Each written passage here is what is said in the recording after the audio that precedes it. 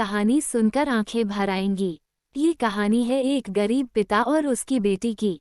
एक बार वो गरीब व्यक्ति अपनी बेटी को उसके स्कूल से लेकर शहर के एक महंगे होटल में पहुंचा। उस व्यक्ति ने फटे पुराने कपड़े पहने हुए थे और उसकी बेटी स्कूल की ड्रेस पहनी हुई थी। जब दोनों होटल के अंदर पहुंचे तो वेटर पूछा, सर आप क्या खाना पसंद करेंगे, आप अपना ऑर्डर बता दीजिए।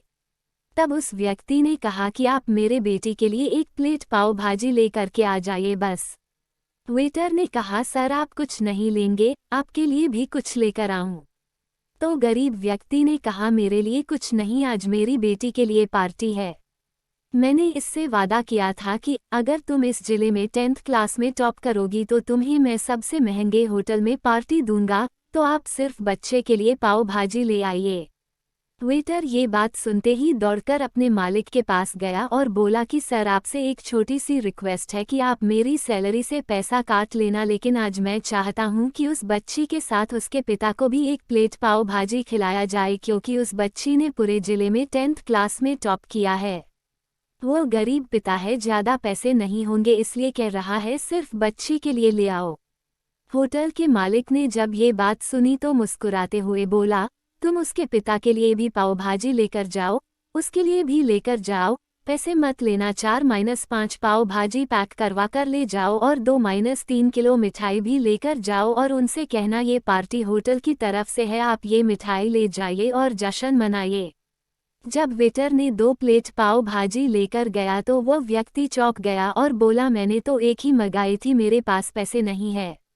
वेटर बोला, अरे सर शर्मिंदा मत कीजिए, ये पार्टी होटल की तरफ से है, आपकी बेटी, हमारी बेटी ने टॉप किया है, ये मिठाइयाँ लेकर जाइए और जश्न मनाइए।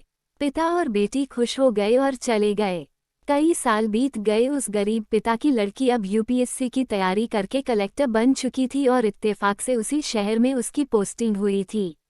उस लड़की ने उस होटल में सूचना पहुंचा दी कि मैं उस होटल में लंच करने के लिए आ रही हूँ। होटल के मालिक ने जब ये सुना तो होटल को पूरी तरह से सजावा दिया। गांव में ये बात पूरी तरह से फैल गई और कस्बे के सभी लोग उन्हें देखने के लिए आने लगे।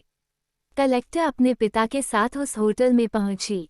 कलेक्टर ने होटल के मालिक से कहा कि शायद आप मुझे पहचाने नहीं, हम वही पिता पुत्री है जो कि हमारे 10th क्लास टॉप करने पर आपने मुझे पार्टी दी थी।